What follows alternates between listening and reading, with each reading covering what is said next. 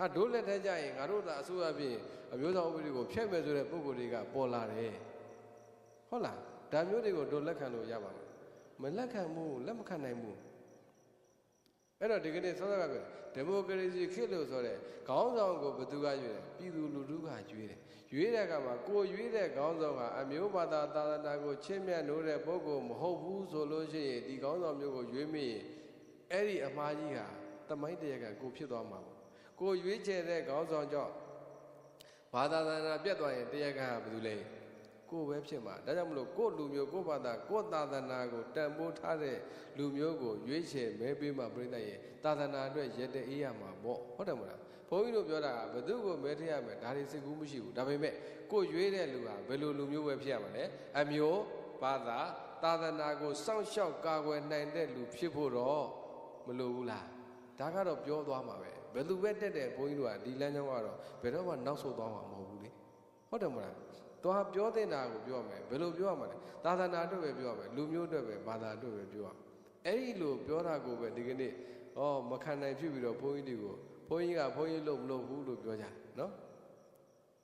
ဘုန်းကြီးကလူမျိုးရေးလုပ်တယ်လို့ပြောကြတယ်နီးမျိုးစုံနဲ့ဘုန်းကြီးတို့ကိုဝေဖန်တယ်ဘယ်သူတွေကဝေဖန်တယ်ဗုဒ္ဓဘာသာတွေကအောက်တန်းစားဗုဒ္ဓဘာသာတွေကပြောနေကြတယ်ဗုဒ္ဓဘာသာတွေကဘာသာကြားတွေရဲ့ပေးစာကမ်းစာနဲ့ယက်တည်နေတဲ့လူတစုကဝေဖန်နေကြတယ်။ဘာကြောင့်ဝေဖန်ရဲတယ်လဲလို့မေးရင်စောစောကပြောတယ်ဖယားတရားတန်ခါရဲ့အခြေခံဒီယရနာရဲ့တန်ဖိုးကိုသူတို့နှလုံးသားထဲမှာကောင်းကောင်းမသိကြတော့ဘူး။အဲ့လိုမသိတဲ့လူတွေကဘာဖြစ်လာလဲ။ပြောရဲဆိုရဲဆဲရဲဆိုရဲဝေဖန်ရဲကြတယ်။ဖယားတရားတန်ခါယရနာသုံးပါးရဲ့တန်ဖိုးကိုကောင်းကောင်းသိမယ်။ဘာသာရေးခံယူချက်လည်းရှိတယ်။သာသနာရဲ့တန်ဖိုးတန်ခါရဲ့အနှစ်သာရကိုသိရင်ဘယ်တော့မှမစော်ကားမိဘူး။ဟုတ်တယ်မလား။အဲ့တော့ကိုယ့်ရဲ့ဘာသာရေးအားနည်းမှုဟာဘယ်လောက်ဒီအန္တရာယ်ကြီးလဲဆိုရင်ပြည့်တဲ့ရဲ့အနာဂတ်ဘဝတွေအတွက်ပါအန္တရာယ်ကြီးတတ်တယ်အဲ့တော့တန်ခါကိုပြစ်မှားတာပုဂ္ဂိုလ်နဲ့တန်ခါကိုဘုန်းကြီးတို့ကခွဲမြင်နေတာဒီကနေ့ပြစ်မှားတဲ့လူကပုဂ္ဂိုလ်နဲ့တန်ခါကိုမမြင်ကြဘူးဟိုက်တို့ပြိဿထဲမှာလည်းပဲတန်ခါဒီစောစောကပြောသလိုလူနဲ့နီးကပ်စွာနေကြအောင်တန်ခါရဲ့မဟုတ်မမှန်လုံနေတဲ့အလုပ်တွေလည်းရှိမှာပဲယဟန်တုရဟန်းရောင်လည်းရှိမှာအဲ့တော့ဘယ်လိုမြင်ရမလဲ